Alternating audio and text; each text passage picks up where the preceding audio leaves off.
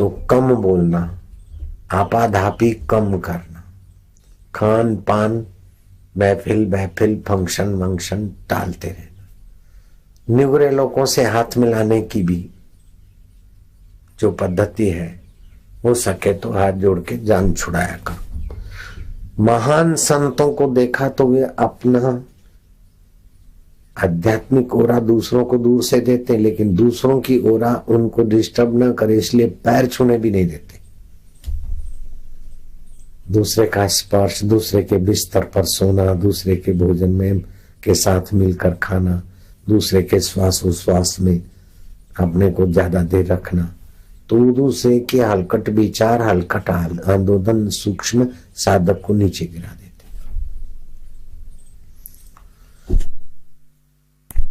मैं अमेरिका तीसरी बार जब गया तो मेरे को इतना कुछ एहसास हुआ कि मैंने जल्दी टिकट मंगवाया। बोले क्या गलती हुई? गलती तुम्हारी नहीं है, मेरे को बस हिंदुस्तान जाना है। कैसे भी करके मैं हिंदुस्तान आ गया। फिर कई बार ऑफर आई वहां की, 100 करोड़ अर्पण करेंगे, 8 दिन के लिए आ जाओ। मुझे अपना चित्त बिगाड़ कर 100 करोड़ क्या करना है? 100 करोड़ अर्पण करेगी वहां की समिति में कोई है, डॉक्टर डॉक्टरानी, पति पत्नी, संतान नहीं, सारे मिलकर। मुझे नहीं चाहिए। वहां कितने लो वाइब्रेशन है, इतने गंदे वाइब्रेशन है कि मेरा चित्त भी फिर, एसी की हवा तो उन्हीं लोगों की हवा, मेरे मन में उन्हीं के विचार आने लग गए जो सामान्य आदमी के विचार होते हैं, ऐसे ही विचार आने लग गए हलकट। मैं क्या ये श्वास और फैमिली रूम और एक एयर कंडीशन का प्रभाव। फिर मैं नहीं गया। अफ्रीका से यूरोप आते समय जहाज में 8 घंटा 7 घंटा रहना पड़ा, तब भी वही की वही एसी की हवा। मेरे को इतना चित्त शुद्ध हुआ कि मैंने संकल्प किया कि अब दोबारा भगवान को प्रार्थना कर दी, अंतरात्मा देव को भगवान ने स्वीकार कर ली। दोबारा नहीं गया अफ्रीका अथवा इतनी लंबी मुसाफिर। तो आप अपने आप के मित्र बनो।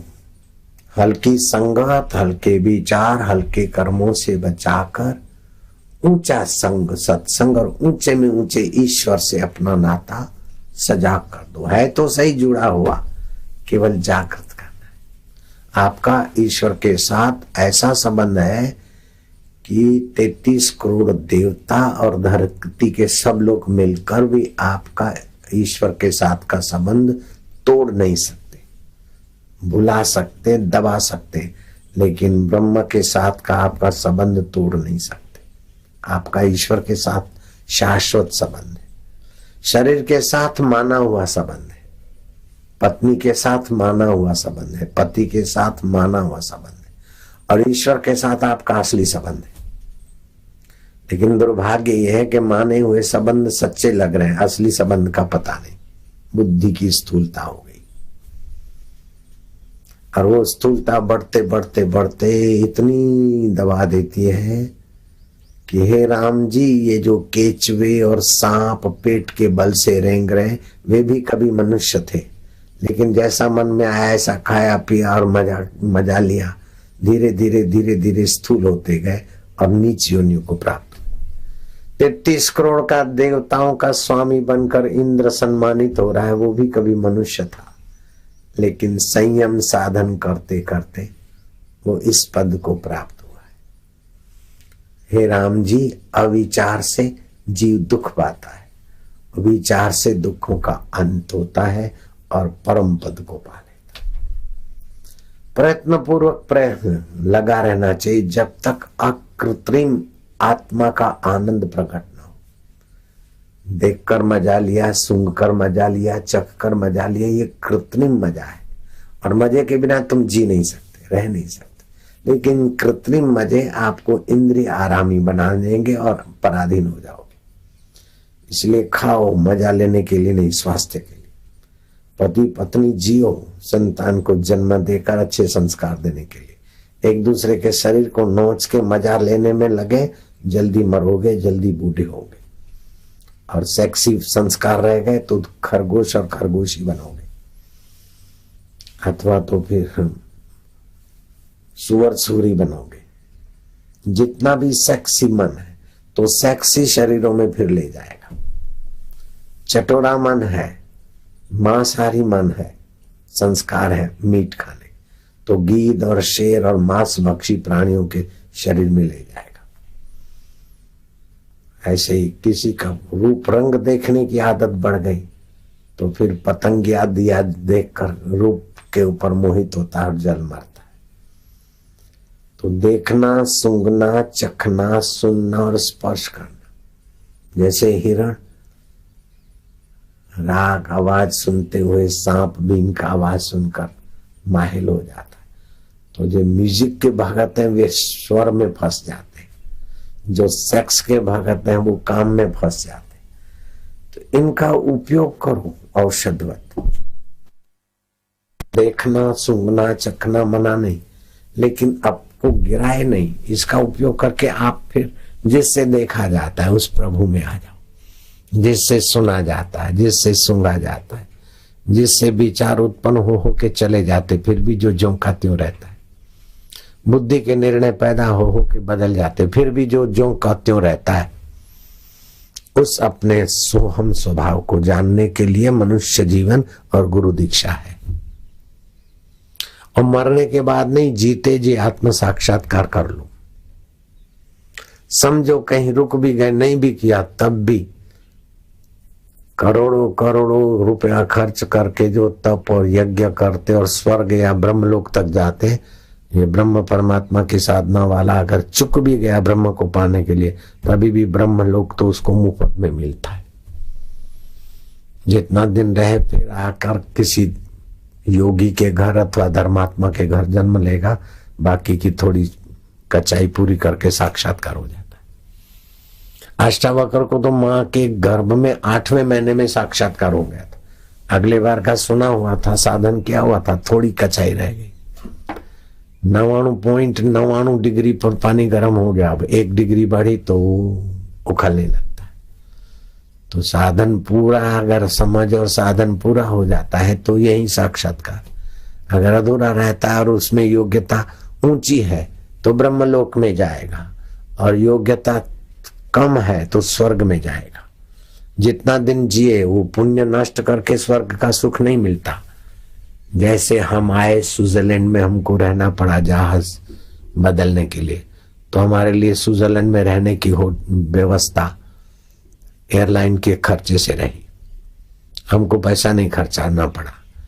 और उन्होंने भोजन की पासे वासे दी, हमने नहीं खाया वो अलग बात है, लेकिन हमारे को कमरा ये वो सब।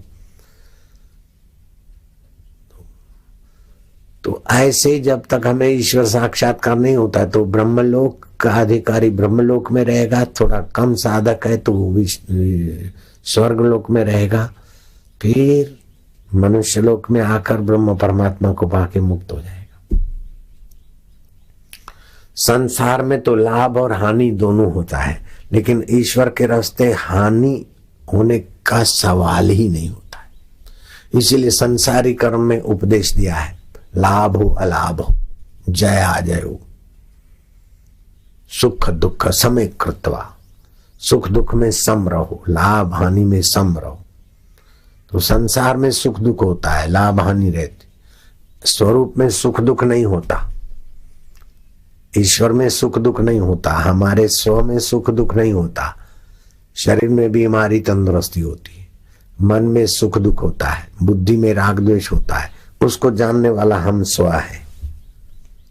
तो हम स्व से च्युत हो जाते हैं, इसीलिए इन खिलौनों में थप्पड़े खा रहे थे।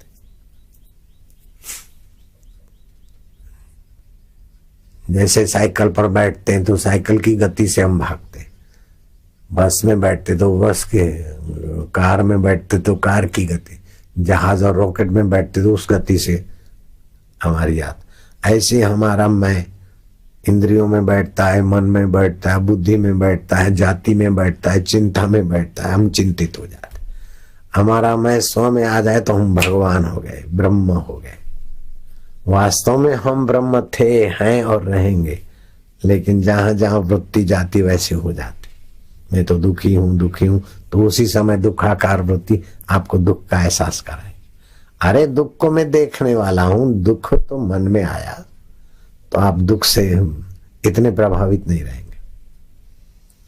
आप जिसको स्वीकार करते हैं, मान देते हैं, उस वो मानी हो जाता है। दुख को मान दिया तो दुख बड़ा हो जाएगा, सुख को मान दिया तो सुख बड़ा हो गया, चिंता को मान दिया तो चिंता बड़ी हो गई, आपको दबा देगी। इससे तो गुरु को मान दो ताकि गुरु का ज्ञान जगे। भैया दुख को काहे को मान देते, चिंता को काहे को मान देते, मेरे गुरु ब्रह्मा है। जैसे ब्रह्मा सृष्टि करते हैं, ऐसे मेरे गुरुदेव मुझ में दिव्यता की सृष्टि कर रहे हैं। मेरे गुरु विष्णु है, जैसे विष्णु जी पालन करते हैं, ऐसे मेरे अंदर सद्बुद्धि का पोषण कर। मेरे गुरुदेव महेश्वर हैं, जैसे शिव जी कचरा पट्टी का परलय कर लेते हैं, ऐसे गुरुदेव हल्के संस्कारों को अपनी कृपा से वचनों से हटाते। इतने में ही ऋषि को, उच्च साधक को संतोष नहीं हुआ। गुरु ब्रह्मा गुरु विष्णु गुरुदेवो महेश्वरा, गुरु साक्षात पर ब्रह्म। उत्पत्ति स्थिति प्रलय के देवता में जो ब्रह्म है वो ही ब्रह्म मेरा गुरु साक्षात है मेरे आगे। ब्रह्मा जी के पास जाऊं तब जाऊं, विष्णु के पास जाऊं तब जाऊं, रुद्र के पास जाऊं तब जाऊं, लेकिन तीनों का रूप यहाँ सामने बैठा है और इस शरीर के बाद भी रहने वाले हैं। साक्षात पर ब्रह्म तस्मै से गुरुवे नमः। ध्यान मूलम गुरु मूर्ति। एकलव्य अर्जुन से तो बहुत पिछड़ा हुआ था, गरीब बेचारा, अनाथ भील, धनुर्विद्या का अधिकारी नहीं, आश्रम में रहने को नहीं मिला, लेकिन मन ही मन द्रोणाचार्य को गुरु मानकर गया और उनकी मिट्टी गारे की मूर्ति बनाकर ध्यान करता था। गुरु जी आज्ञा दीजिए, धनुष का अनुसंधान करता। इतना एकलव्य आगे बढ़ गया कि भौंकते हुए कुत्ते के मुंह में 7 बाण कपड़े की लीरी बांध कर ऐसे फिट कर दी जैसे डबल रोटी। कुत्ते को चोट न लगे और भौंकना उसका मेरे को विघ्न न डाले। अर्जुन ने ये कमाल देखा तो अर्जुन बोला, गुरु जी आपने तो कहा था तेरे से बढ़कर कोई धनुर्धर नहीं होगा, ये तो मेरे आगे से बहुत आगे। गुरु ने पूछा, बेटा तेरा गुरु कौन है? बोले आप ही तो हो। मैंने तो रखा नहीं था। बोले मैंने मान लिया था। अब वो चाल खेली द्रोणाचार्य ने। तो गुरु दक्षिणा कहाँ है? गुरुदेव आज्ञा करिए, दाएं हाथ का अंगूठा दे दो दक्षिणा में। भील था, कुहाड़ी तो थी जंगल में, घर में कुहाड़ी से झटका मार के अंगूठा काट दिया दाएं हाथ का, दोनों में दे दिया और फुट फुट के रोने लगा। बोले अंगूठा कटा इसलिए रो रहा है? बोले नहीं, खाली गुरु जी के काम इतना अंगूठा आया, अगर तन भी मांग लेते तो सौभाग्य होता। गुरु का हृदय पसीज गया। एकलव्य, मैंने ये घटित कृत्य इसलिए किया कि मैं वचन दे चुका था अर्जुन को, इसलिए तेरा अंगूठा तो मैंने छीन लिया। लेकिन बेटा धनुर्विद्या में तो मेरा वचन सिद्ध होगा, अर्जुन की बराबरी का कोई नहीं होगा, तेरा अंगूठा मैंने ले लिया। लेकिन योद्धे महायोद्धे आएंगे जाएंगे, फिर भी एकलव्य तेरी गुरु भक्ति संतों महात्माओं के श्री मुख से तेरी बखान कराएगी बेटे। अभी भी हम एकलव्य की वार्ता करते हैं, अभी भी कर रहे हैं।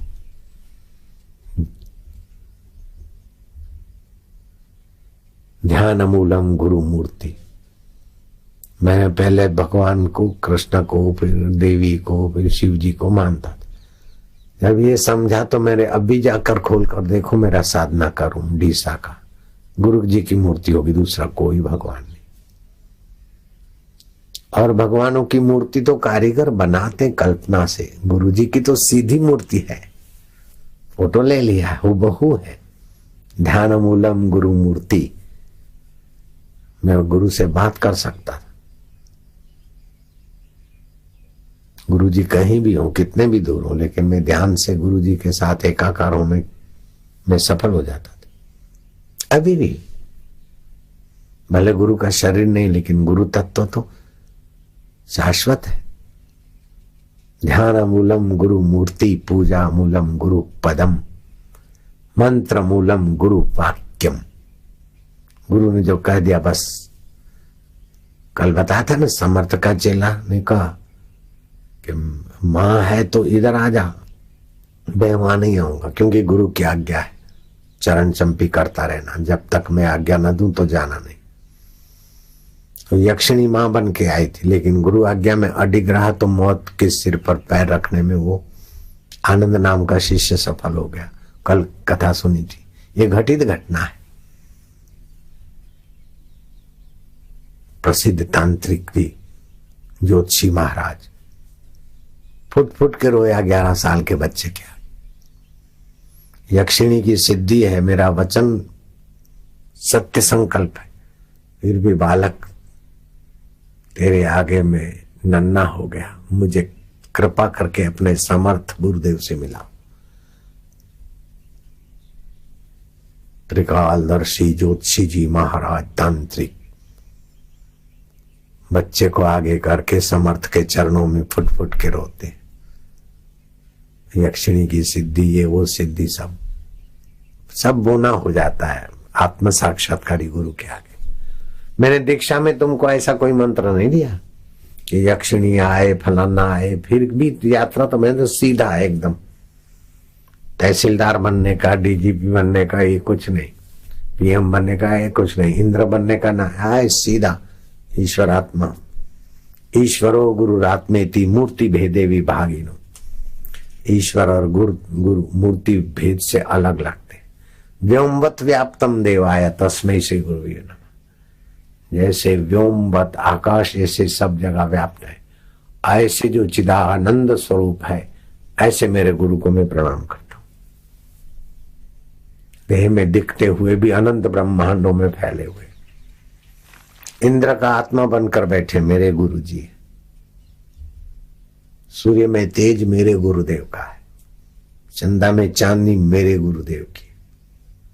जैसे शैव भक्त शिव जी को अनंत ब्रह्मांड में व्याप्त मानते, वैष्णव विष्णु जी को मानते, ऐसे गुरु भक्त अपने गुरु तत्व को सारे ब्रह्मांड का अधिष्ठान मानते, आनंदित रहते। मेरा गुरु एक देह में एक जगह पर नहीं है,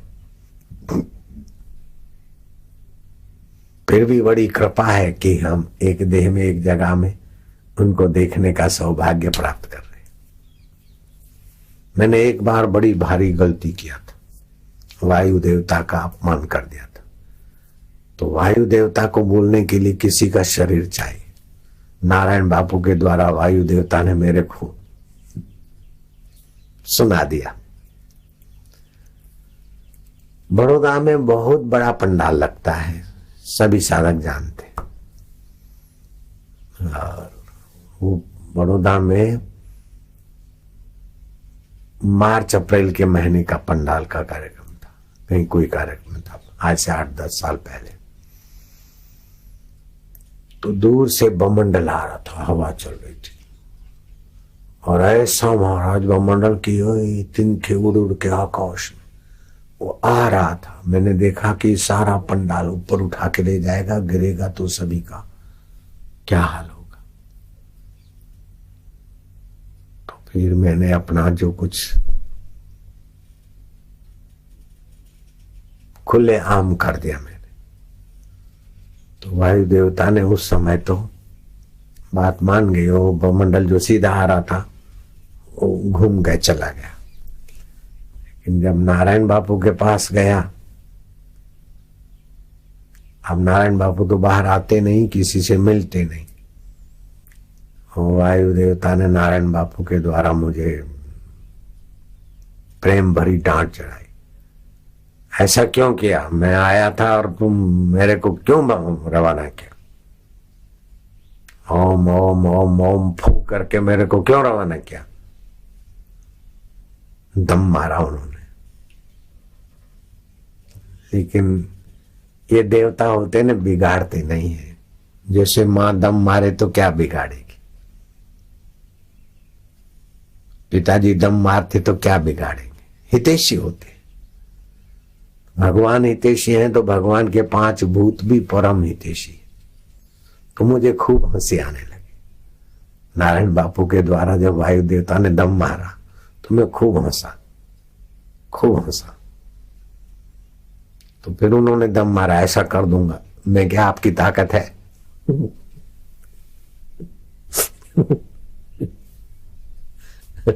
अभी मेरा शरीर और वायु देवता कितने व्यापक बड़े, मैंने दम मार दी। मैं क्या आपकी ताकत है? जैसे एक मुन्ना और मां दम मारे,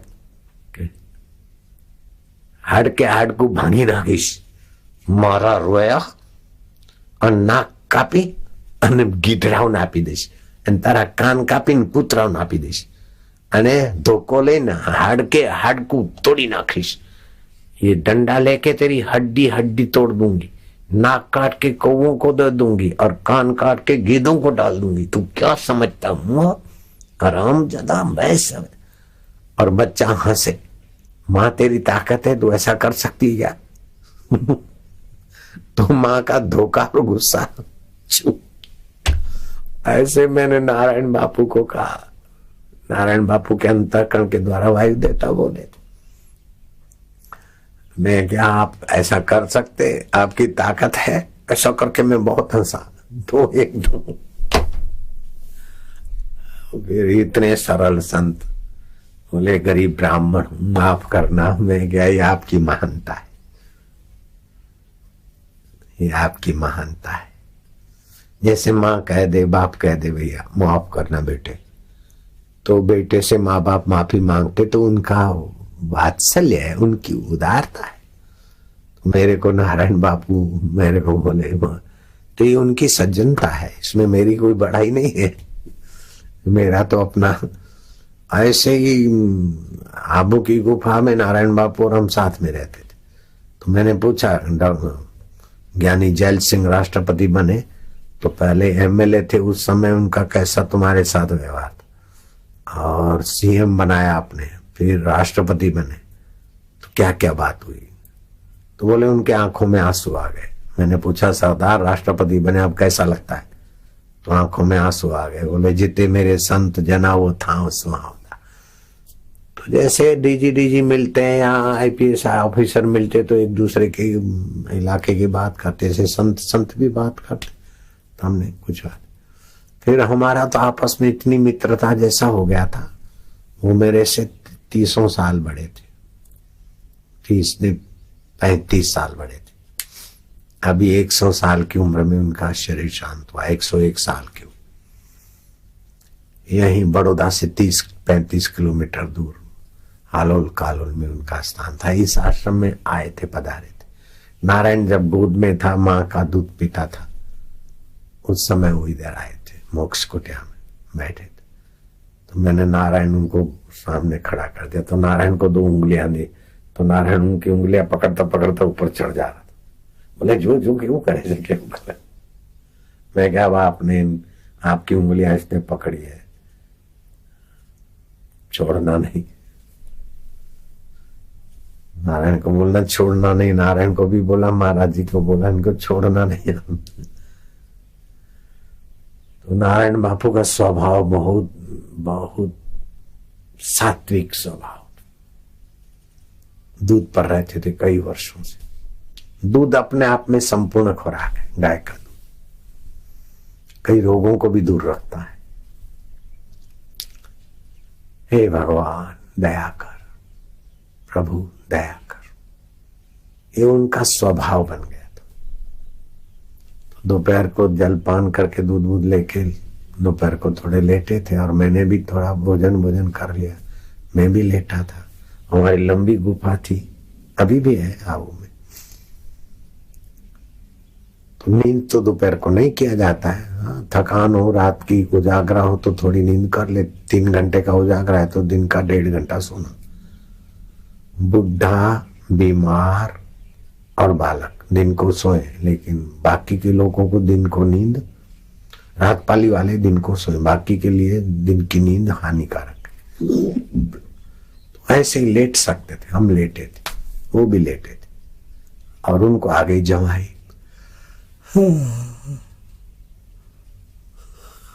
प्रभु दया करने। ऐसे तेज बोल पड़े।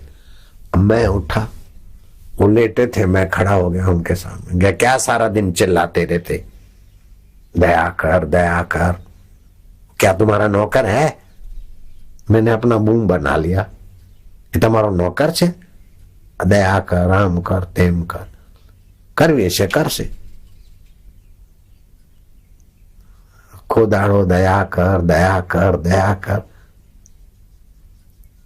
तो मेरे सामने देखने लगे। अब मैं जरा मुंह रुबाब वाला बनाया तो उनका देखने का इतना भोलापन सज्जनता थी कि मैंने अपना जो मुंह बनाया था वो मेरा रुबाब वाला मुंह का पोल खुल गया। अब मैं तो हंस पड़ा। फिर वो भी ठाका मार के हंसे। फिर क्या क्या होता है वो तो संतों की महफिल बाबा। ऐसे पूज्य मोटा और रंगवदूत महाराज पहले ही आपस में भाई बनते और दोनों संत बन गए। दोनों अपने अपने इलाके में प्रसिद्ध हो गए। पूज्य मोटा ने कोई मौन मंदिर बनाया, उद्घाटन मारेश्वर धाम के रंगवदूत महाराज के हाथ से उद्घाटन हो गया। बैंड बाजा जो कुछ भक्तों की जय। फिर उनका जो सेवक था ना, कमरे के आसपास जो सेवक रहता है, वो सेवक भी बड़े सीआईडी होते हैं। बाबा क्या करते, क्या खाते, कब कुर्ता उतारा, कब खमीस कहाँ रखा, वो सब यूं तिरछी नजर से देखते रहते। संत का सीआईडी तो बहुत बारीकी से होती है, श्रद्धालु लोग चुप नहीं बैठते। तो वो जो उनका सेवक था, जो निवास बनाया था रंगवदूत महाराज का, उतारा आश्रम, तो किसी सेवक को सौंपा था कि भाई तुम। तो रंगवदूत महाराज को लेके मोटा महाराज गए।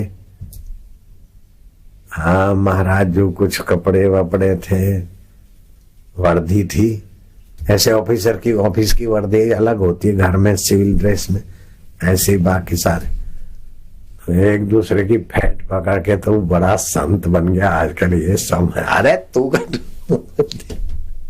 दे बात हम बताओ। दमादुनी उस सेवक ने देखी, मेरे को बताई। मैं दोनों संतों से मिला हुआ। मेरे जीवन में ऐसे बड़े बड़े महापुरुष, मैं सच बोलता हूं कि मैं बहुत बहुत भाग्यशाली। हवा पीकर पेड़ पर रहने वाले महापुरुषों से मेरा संपर्क हुआ। अदृश्य होने वाले हिमालय में जहां से गंगा निकलती, जोगियों से बात करते अदृश्य हो गए, ऐसा मैंने देखा। ढूंढा तो मिले भी नहीं, खुला मैदान। और भी कई ऐसे उच्च कोटि के संतों से मैं बहुत निकटता मुझे मिली। घाट वाले बाबा आए, पथिक जी महाराज, उनके साथ भोजन करते किए। नारायण बापू के साथ रहे, राम सुखदास महाराज, ऐसे दूसरे भी कई ऐसे उच्च कोटि के ईश्वर के साथ एकाकार हुए महापुरुषों से मैं बहुत एकदम जल्दी घुल मिल जाता था। एक नरहरि स्वामी करके थे गंगोत्री में, किसी को आने नहीं दिया। ऐसा रूप बना के रखे, कोई जाए तो मारे पत्थर। कोई जाए, भाई कोई पूछे कि यहाँ कोई महान संत सिद्ध पुरुष कोई रहता है क्या? बोले नरहरि महाराज है, लेकिन उधर जाओगे तो पत्थर मारेंगे दूर से दर्शन करके। मैं क्या क्यों? बोले पूछते हैं कौन है, जिंदा है कि मुर्दा है? तो बोलते महाराज हम तो जिंदे हैं। बोले साले जिंदों की जगह नहीं है, भागो यहाँ से। सुना देते। मेरे को टैक्ट मिल गई। मैं गया, दूर से प्रणाम किया, महाराज प्रणाम। अरे कौन है, जिंदा है कि मुर्दा है? मैं क्या, मुर्दों के पास तो मुर्दा ही आएगा, जिंदों का क्या काम है? अरे यार आजा, बहुत दिन के बाद मिला है मुर्दा, आजा आजा। फिर तो वो नरहरि बाबा, हम क्या मजा लिए, क्या ज्ञान की ऊंचाइयों की बात हुई। अरे यार बहुत दिन के बाद मिला है, मुर्दों से मुर्दों की महफिल। फिर उन्होंने बताया मुझे भागवत का श्लोक कि परम भक्त परम संत कौन है। मैं क्या आप ही बताओ। बोले न चलती भगवत पदार विंदात, ये उन्होंने मेरे को बताया, भागवत का श्लोक है। न चलती भगवत पदार विंदात लवनी निषादम अपि स वैष्णवाग्रह। बोलो कैसा? मैं क्या बिल्कुल बढ़िया बात है। और सिगरेट भी फूंकते थे, सिद्ध पुरुष सिगरेट फूंके, चिलम फूंके, गाली दे, उनके लिए सब विनोद मात्र है। कई घंटों भर बैठे उनके पास, तो मैं दिन में गए, शाम तक बैठे। दूसरे भी ऐसे कई महापुरुष, और गुरुजी तो गुरुजी थे। इसलिए मैं तो सार सार सार सार सार सार मधुमक्खी ले आती ना सब फूलों का शहद, ऐसे सारा खजाना इकट्ठा करके फिर समाज को इस समय क्या जरूरत है वही चीज देता हूं। इसलिए मेरी ग्राहकी फुल रहती और रहेगी। क्या ख्याल है? कुंडली योग की भी साधना की मैंने, दूसरी भी की। मैं घर छोड़ के थोड़ा गुरुजी के चरणों में गया, गुरुजी ने डीसा भेज दिया। फिर गुरुजी की आज्ञा है कि कभी सत्संग करने जाया करो। तो पहली बार सत्संग करने गया मैं, पहली बार। और महाराज वहां का वाराही है, डीसा से 150-125 होगा, जो भी होगा वाराही। तो वहां बड़ा डेला था, भर गया। मैं तो देखा इतनी सारी पब्लिक। उतने में एक साधु, वो भी आके सुना, बुजुर्ग साधु था। मैं उस समय 27 साल का युवक, वो साधु तो 50-60 साल के होंगे। मेरा सत्संग सुनकर वो साधु इतने प्रभावित हुए, इतने मेरे निवास पे मिलने आए और फुट फुट के रोने लगे। मैं क्या महाराज क्या कैसे? बोले वो बापूजी तो अभी लोग बोलते हैं, उस समय तो उन्होंने कहा महाराज मेरा सब कुछ लुट गया, मारू बधु खोरवाई गया। तो मैं थोड़ा ध्यानस्थ हो गया। मैं क्या महाराज आपने त्राटक विद्या का अध्ययन किया है और उससे आपको शक्तियां मिली थी। फिर कोई आता तो आप पानी में देख के देते और लोग ठीक हो जाते थे। अब वो शक्ति खर्च हो गई, अब ठीक नहीं होते, इसीलिए लोग तुम्हारे विरोधी हो गए। और उनके लिए तो मैं भगवान बन गया। वो तो ऐसे श्रद्धालु हो गए, ऐसे श्रद्धालु हो गए। तो बोलते थे कि जो लोग मेरे को भगवान करके मानते थे, पूजते थे, अब वही गांव के लोग मेरे विरोधी हो गए। ऐसा हो गया, वैसा हो गया, जो कुछ उनका दुख रहा था। तो मैंने उनका कारण क्या ऐसा समझ के अंतर्यामी प्रभु में गोता मारा। तो प्रभु तो उनके आत्मा मेरा आत्मा एक ही है ना। प्रभु के आगे भूत भविष्य वर्तमान 3 काल नहीं होते, प्रभु के आगे तो सब खुली किताब है। और वो प्रभु तुम्हारा भी वैसे का वैसा है, उतना ही है। ऐसा नहीं कि मेरा खास है और तुम्हारा कम है, ऐसा भी नहीं है। लेकिन तुम उधर जाते नहीं, तुम बाहर बाहर रहते। उस परमात्मा में गोता मारो, विश्रांति योग करो, और अपने करने के बल से मत करो, उसकी कृपा। ये ईश्वर के रास्ते जाने वाले भी 3 लोग होते, 3 प्रकार के। एक तो ईश्वर की उपासना साधना, मंदिर में जाकर सेवा पूजा करके ईश्वर से संसारी नश्वर चीजें मांगते। बेटा का पढ़ाई हो जाए, प्रमोशन हो जाए, बदली हो जाए, मरने के बाद स्वर्ग मिले, तो स्वर्ग से भी तो गिरना पड़ेगा। तो ईश्वर से छूटने वाली चीजें मांगते, वो संसारी होते। दूसरे होते साधना के बल से ईश्वर को मांगते, वो ठीक ठाक है। लेकिन तीसरे होते कि साधना तो ईमानदारी से करते, लेकिन हमारा बल तुच्छ है, हमारा जन्म ही तुच्छ है। मां का रजवीर से मिला शरीर, उसका बल कितना, और उस बल से जगतनीयता को खरीदा जाए, संभव ही नहीं महाराज। हम तो प्रयत्न करेंगे, लेकिन कृपा तो तुम्हारी चाहिए दाता। न विद्या न बाहुबल न खर्चन को धाम। देव तुम्हारी कृपा के बिना तुम ही करो, हम तो करेंगे थोड़ा बहुत साधन, लेकिन जैसे ठिंगना आदमी अंगूर खाने के लिए जंप मारे और ईमानदारी से सारी शक्ति खर्चता, लेकिन उसके लिए अंगूर दूर है, तो किसी दयालु आजानु बाहु को दया पड़े और अंगूर का चुग्गा तोड़ के दे दे। ऐसे हम प्रयत्न तो ईमानदारी से करें, लेकिन दयालु दाता तू कृपा करके अपना आपा देगा। गुरु के द्वारा कैसे भी तू भगवान समर्थ है। अपने साधन के बल से भगवान को पाना ये जीव की ताकत नहीं है। साधन के बल से कुछ चमत्कार आ जाते हैं तो अहंकार घेर लेता है। ऐसा मेरे को भी कई बार बेवकूफी से, ऐसा नहीं कि मैं एकदम सीधा पहुंच गया, मैं भी कई बार झटके पटके पिटाई घुटाई होती रही। पिटाई घुटाई बाहर की नहीं, ऐसे उतार चढ़ा,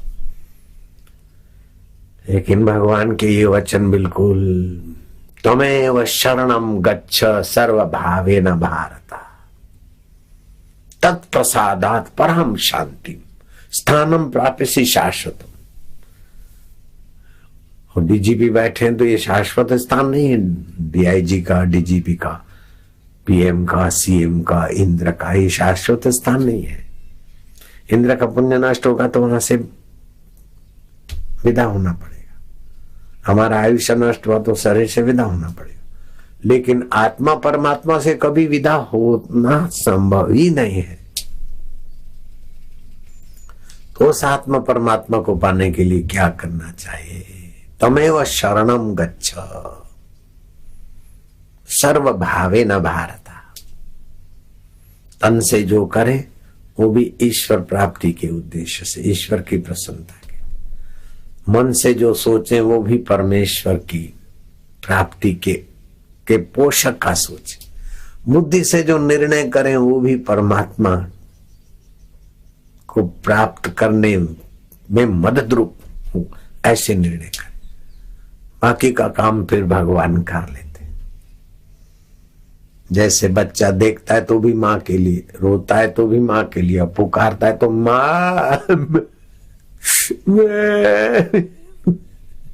अब सुरीला आवाज थोड़े, फिर भी माँ के लिए सब कुछ है वो। माँ ऐसा नहीं सोचेगी कि नहीं दो जरा लीट मीट नाक बाक साफ करके आ जा, फिर मैं तेरे को गोद में लूंगी, ऐसा माँ नहीं सोचती। बस वो प्रयत्न करे इधर उधर, माँ माँ माँ, फिर लीट वाला हो, कपड़ा फटा वाला हो, धूल धमाके वाला हो, माँ की पुकार और अपना प्रयत्न, तो माँ तो उसको हृदय से लगा देगी। बाकी का कचरा माँ अपने आप साफ कर देगी। ऐसे ही मेरा कचरा तो मेरी माँ स्वरूप ईश्वर स्वरूप। महाराज हम तुम्हारे प्रभु जी। अपने बल से ईश्वर को पाना समझो कंगला चक्रवर्ती बनना, और ईश्वर की कृपा से ईश्वर को पाना अपना प्रयत्न कर समझो ईश्वर की गोद चला जाना। अपन तो गोद चला जाना वाला काम, हम तो गुरु की गोद चले गए बाबा। मैं तो मेरे गुरुदेव को ब्रह्म रूप ईश्वर रूप मेरे गुरु ही तो है, मैं तो गुरु की गोद चला गया। मुझे साईं से बातें करता, लोगों को तो फोटो दिखता, मेरे को तो मेरे गुरु जी साक्षात देख रहे, हंस रहे, प्रसन्न हो रहे, प्रेरणा दे रहे।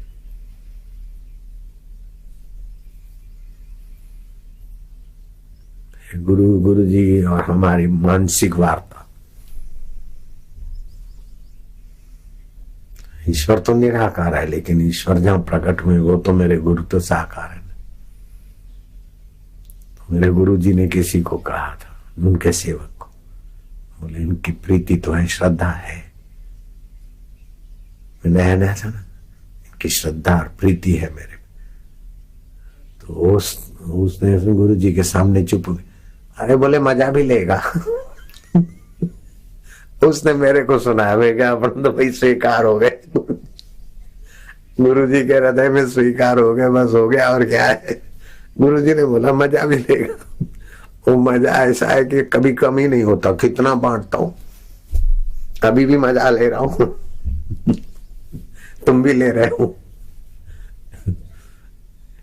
गुरु कृपा तू हमारा हृदय कभी ना छोड़ना। ज्ञानेश्वर जी महाराज लिखते, हे मातेश्वरी, हे देवेश्वरी, हे विश्वेश्वरी, हे अम्बेश्वरी, हे श्रद्धा मां, हे गुरु कृपा तू मेरे हृदय में सदैव निवास कर। गुरु कृपा से सत्शिष्य को जो शीघ्र लाभ होता है वो अपने बलबूते से नहीं होता, बलबूते से करे। लेकिन मां जितना बच्चे को उन्नत कर सकती है और जल्दी चला सकती है और शुद्ध कर सकती है, वो बेचारा बबलू क्या करेगा। एवो दी देखाड़ वाला एवो दी देखाड़, प्रभु ऐसा दिन दिखा, बुलावी हूं मारू ने तारा में डूबाड़। ये मैं हूं और ये मेरा है, ये सब भूल जाऊं। ये मैं तो टिकने वाला नहीं, तो मेरा चलने वाला नहीं साथ में, फिर भी बेवकूफी है कि ये मैं हूं और ये मेरा है। ऐसा तो दिन दिखा कि मैं अपना मैं पना भूलूं और मेरा पना भूलूं। भुलावी हूं मारू ने तारा में डुबाड़ी, मैं मेरा भूल जाऊं और तुझ में डुबा दे। तू सर्वरूप है, तू सर्वरूप है, सर्वत्र है और जीव ब्रह्म एकत्व रूप है, उपनिषद शास्त्र कहते। एवो दी देखाड़ वाला, एवो दी उगाड़, बुलावी हूं मारू ने तारा में डुबाड़। जुग जूना बंद नैना, कई युगों से हमारे अंदर की आंख बंद है, ज्ञान की आंख बंद है, तभी तो जन्म रहे मर रहे हैं, सब करते कराते भी दुखी है ना। आत्मा आनंद स्वरूप है, फिर भी हम दुखी हैं तो क्यों है? अंदर की आंख खुली नहीं। जुग जूना बंद नैना, काई तो सुझाड़ वाला, एवो दी देखाड़, एवो दी उगाड़। भगवान के गले पड़ो, जैसे बच्चा माँ के गले पड़ता है ना, माँ माँ माँ, फिर मैया अपने आप संभाल लेती। प्रभु जी, प्यारे जी, मुझे नारायण बापू की ये सज्जनता बहुत प्रभावित किया। प्रभु दया कर। फिर नारायण बापू ने मेरे को बताया कि अंदर से बोलते कि शू बाकी राख्यू छे मैं बोलता हूं दया कर, तो कभी कभी अंदर से आता कि क्या बाकी रखा। राष्ट्रपति मथा टेकते, जो मुझे ना मिल गया, अभी शू बाकी राख्यू छे। और प्रभु भी ऐसे साफ बोल देते हैं हृदय में। नारायण बापू में तो ऐसी अद्भुत सात्विकता थी, अदृश्य हो जाते थे। मैंने देखा ही नहीं आंखों से। भरूच एकाएक सामने दिखे, मैं दौड़ के गया कि नारायण बापू ने देखा। फिर निवास पे गया, बोले हूँ आवे तो ठरवा था, मैं आता था, नारायण मेरे साथ था। मैं कहा मैं तो दौड़ा था। फिर आप उस समय मैंने भी उसको उस बात को उस गंभीरता से नहीं लिया, मजाक में मैंने उसको मजाक में, लेकिन बाद में पता चला कि इतनी सात्विकता, वो कोई ईश्वर प्राप्ति में अदृश्य होने की सिद्धियां अलग बात है, क्यों था उनके पास। वो यात्रा करने गए, मेरे को बताया कि हम बद्रीनाथ गए थे पैदल यात्रा, मेरे को साधुओं के खोज में, मेरे साथ भक्त भी थे। मैं क्या फिर क्या हुआ? हम चलते चलते उधर रुद्रप्रयाग से आगे गए, एक दूर अंदर को गए तो गुफा जैसा, कोई बाहर ऐसा शिव स्वरूप ऐसे संत बैठे थे लंगोटीदार। तो मैं नजीक गया तो साधु ने कहा कि वाह दोस्त, बहुत दिन के बाद मिले हैं।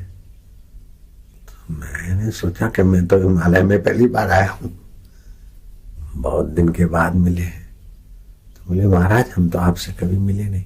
अरे बोले क्या मिले नहीं, योगी है तुम, पंजा मिलाना जानता है ना? बोले हाँ महाराज। तो लाओ पंजा मिलाओ।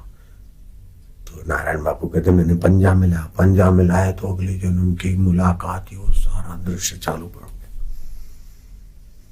मैं तो ऐसे हो गया। तो मेरे भक्त को क्या बाबा है शू करी नाख्यू से, इस बभूत लगाए हुए बाबा ने हमारे नारायण बापू को क्या कर दिया, ऐसे हो गए। तो अगले जन्म जन्मांतर का सारा दिखा दिया। वो योगियों का रहस्य होता है गोपनीय, पंजा मिलाना जोगी लोग जानते, दूसरे नहीं जानते। उसे तो हाथ मिलाते, जोगी पंजा मिलाकर शक्ति का संचार कर देते और जन्म जन्मांतर का चिट्ठा दिखा देते। ऐसा भी होता है। अभी भी गिरनार में कई ऐसी योगिनियां हैं, रूप बदल के अहमदाबाद में आ जाती, खरीदी वरीदी करके फिर उसमें ऐसा मैंने सुना है, देखा नहीं। लेकिन ये सब विद्या अपनी अपनी जगह पर, रूप बदलना इधर से उधर, वो सब अपनी जगह पर। आत्म साक्षात्कार सर्वोपरि है। ब्राह्मी स्थिति प्राप्त कर कार्य रहे ना शेष, गुरुवर कार्य रहे ना शेष, मोह कभी ना ठग सके, इच्छा नहीं लवलेश। ब्रह्म परमात्मा का साक्षात्कार हो जाएगा ना, कोई इच्छा नहीं रहेगी, मैं ऐसा बनूं, ऐसा पाऊं, यहां जाऊं, कोई इच्छा नहीं रहेगी। फिर पर इच्छा प्रारब्ध होगा, दूसरों के भक्तों की इच्छा के अनुसार विचरण होता जाएगा। पूर्ण गुरु की कृपा मिली, पूर्ण गुरु का ज्ञान, गुरुवर पूर्ण गुरु का ज्ञान, आंसू मन से हो गए साईं आशाराम, जागृत स्वप्न सुषुप्ति चेते ब्रह्मानंद का आनंद लेते, खाते पीते मौन या कहते, ब्रह्मानंद मस्ती में रहते, रहो ग्रस्त गुरु का देश, ग्रस्त साधु करो उपदेश, किए गुरु ने वारे न्यारे, गुजरात डीसा गाँव पधारे, नृत्य गाए दिया जीवन दाना, तब से लोगों ने पहचाना, द्वार पे कहते नारायण हरि, लेने जाते कभी मत करो, तब से वे सत्संग सुनाते, सभी आरती शांति पाए, जो आया उद्धार कर दिया, भक्त का बेड़ा पार कर, भक्त का बेड़ा पार अभी करना बाकी है। वो पंचगव्य तैयार है, तुम जाके पियो। शास्त्रों के विचार से, गुरु के वाक्यों का अर्थ ठीक ठीक समझने से तथा अभ्यास से सब कार्यों की सिद्धि होती है। यह वेदों का अनुशासन है। फिर से, शास्त्रों के विचार से, गुरु के वाक्यों का अर्थ ठीक ठीक समझने से तथा अभ्यास से सब कार्यों की सिद्धि होती है। यह वेदों का अनुशासन है। शास्त्रों का अभ्यास, गुरु के वचनों का ठीक ठीक अर्थ समझ के अमल करने से आत्मा परमात्मा की प्राप्ति होती है। ये वेदों का सिद्धांत, किसी व्यक्ति का नहीं है। वेद भगवान से भी पहले है, राम जी के पहले वेद हैं और वेद की विधि से राम जी का अवतार हुआ। कृष्ण के पहले वेद है, वेद प्रमाण माना जाता है। गीता में वेद की वाणी है, इसीलिए वो गीता की वाणी का आदर है। कृष्ण जी ने बोला इसलिए नहीं, लेकिन वेद की वाणी। मैं बोलता हूं इसलिए नहीं, वेद की वाणी, इसलिए मेरा सत्संग हो जाता है। बोलता तो कोई नेता भी भाषण कर लेगा, मैं बोलता हूं वही की वही शब्द दूसरा कोई जाके सुनाए तो उतना लाभ नहीं होता। अनुभव किया हुआ। राष्ट्रपति बोले और चपरासी बोले, शब्द वही बोले, लेकिन राष्ट्रपति पोस्ट का प्रभाव होता है। ऐसे ही आत्म साक्षात्कारी गुरु का तो देखना, बोलना, चलना, स्पर्श करना ही हमारे चित्त में ईश्वरीय अनुभव की योग्यता बना लेता है।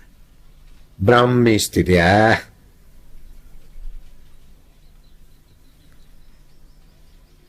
जिस उम्र में तुम आ गए, उस उम्र में अगर तुम्हारी मम्मी आ जाती तो अभी तो कहां पहुंची होती। रोटियां बना बना के घर की समय झंझट मेहनत कर करके खप गई बेचारी, बुढ़ापे में पहुंची। बैंड बाजे बजे उसके पहले पहुंचती तो अभी कहाँ होती, मीरा बीरा से भी आगे निकल जाती। ऐसी मम्मी है मस्त। नारायण हरि। साधु बाबा जय जय सिया राम। हे सभ्य पुरुषों, आप सब लोग हमारे इस निर्णय को अच्छी तरह सुन लीजिए। इससे आप लोगों का बड़ा कल्याण होगा। यह हमें बिल्कुल निश्चित है कि आत्म तत्व ज्ञान तथा आत्म तत्व ज्ञानी गुरु से बढ़कर इस संसार में और कोई दूसरी वस्तु श्रेष्ठ है ही नहीं। अष्ट सिद्धियों वाले भी देखे, अदृश्य होने जाने वाले महापुरुष भी देखे, लेकिन आत्म साक्षात्कार से बढ़कर कोई उपलब्धि नहीं। यक्षिणी की सिद्धि वाले भी देखे, भूत को भी मैंने देखा। मैं बहुत पापड़ वेला।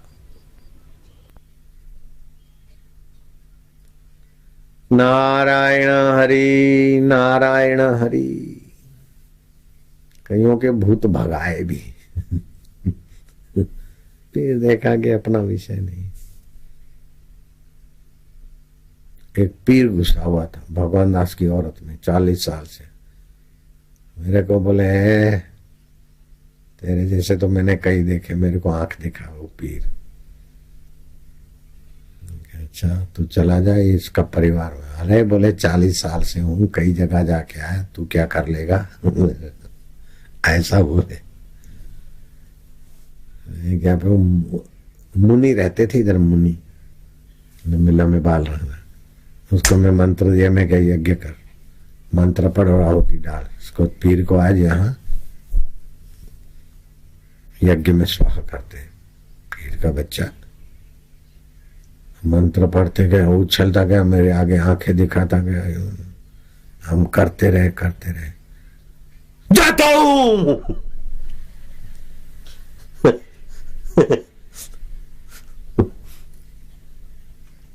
मैं क्या निशान छोड़ के जाना। ओ माई बुढ़िया दौड़ी दौड़ी दौड़ी दौड़ी दौड़ी तो विश्व ज्योति के गेट पर धड़ाक गिरी। थोड़ी देर पड़ी रही। मैं क्या कौन है?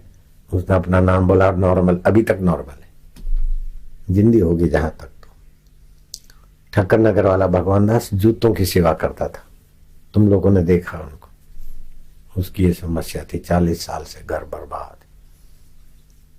मेरी पत्नी में प्रेत घुसा है, बड़ा पीर। ऐसे एक हांगकांग की माई थी, उसमें एक पादरी घुसा था, बड़ी दुखी थी, इधर लाए उसको।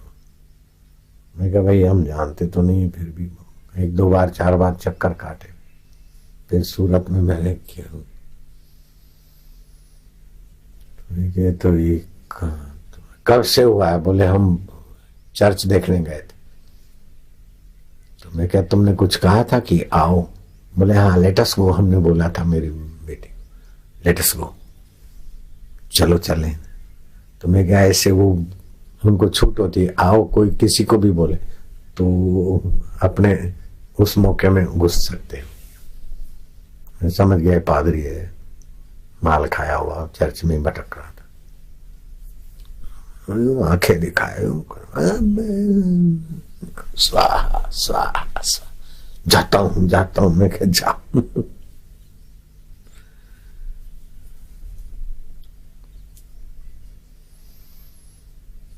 मेरी भांजी में घुसेड़ दिया किसी ने, तांत्रिक ने। यहाँ पे शादी कराई थी भांजी की, पालनपुर में। दुल्हन जा रही जेठ और पति के साथ, अपने गहने मैंने उतार के बोले साले मैं ये गहने मैंने पहनता नहीं, फेंक देता हूँ। जेठ बोले बहुरानी क्या बोलती है? बोले मैं बहुरानी नहीं हूँ। हाले तू हेमंत लिबर्टी वाला मेरे को बहुरानी मानता है, तेरी ऐसी तैसी। हाँ, वो मेरी भांजी और अपने जेठ को ऐसा सुनावे। वो तो पालनपुर पहुंचते ही फोन किया कि ये तो ऐसा है, इधर लावे तो नॉर्मल हो जाए, उधर जाए तो गालियां देवे। हमारे खानदान में कोई बच्ची गाली नहीं देवे, ऐसी वो कड़क कड़क गाली बोले। फिर मैं आबू में गया तो उनको, एक वो लड़की थी, दूसरी किसी गरीब की लड़की थी, दोनों की मैंने फिर शुरू में यहाँ शादी करवा दी। और परशुराम महाराज थे मणिनगर में, मैं उनका चेला था पहले।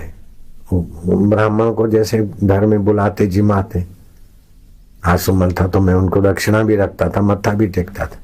तो उन्हीं के द्वारा शादी कराई। तो बोले आसुमल को बोला, आसाराम को बुलाओ, इधर आवे कन्यादान के समय। मैंने बोला कि महाराज को बोलो कन्यादान की विधि करा दो, फिर इधर आके प्रणाम करके आशीर्वाद लेके जाएंगे। तो उसने अपना जांग ठोकी, मेरे को प्रणाम करता था। अभी वो मंच पे बैठा, मैं ऊपर सत्संग में बैठा था, मैं दिखा दूंगा इसको। तो फिर उसका पाला हुआ भूत दोनों लड़कियों में डाल दिया। आया था तो शादी करवाने, लेकिन उसको मेरे से ईर्ष्या हो गई थी। जैसे समर्थ रामदास से कोई तांत्रिक हो गए, ऐसे वो तांत्रिक मेरे से भिड़ गया। फिर तो उसका बेटा पागल होके कहाँ करिया में मर गया, आत्महत्या करके, और खुद भी दुखी होके मर गया वो तांत्रिक। और मैंने ये दोनों भूतों को कैसे निकले, तो मैं भी कई भूत निकालने वालों के पीछे गया।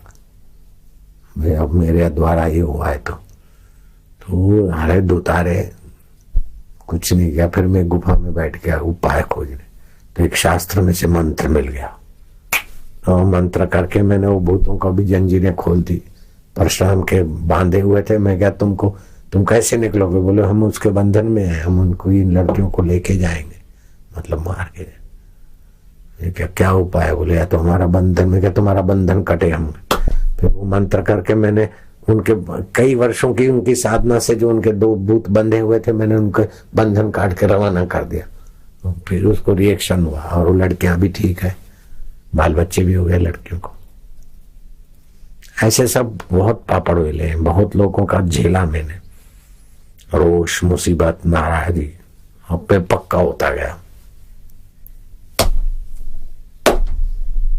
जैसे कृष्ण के बहुत सारे दुश्मन थे, तो कृष्ण हंसते खेलते दुश्मनों को झेलते गए, मजबूत होते गए। राम जी के दुश्मन थे रावण, मजबूत होते गए। कबीर जी के दुश्मन थे, समर्थ रामदास के थे। संतों के लिए होता रहता है। अभी भी कुप्रचार वाले हमको मजबूत बना रहे हैं। फिर धर्म रक्षा मंच वालों ने मेरे को अध्यक्ष बना दिया, तो कुप्रचार वालों का नाक कट गया। क्या किया जाए?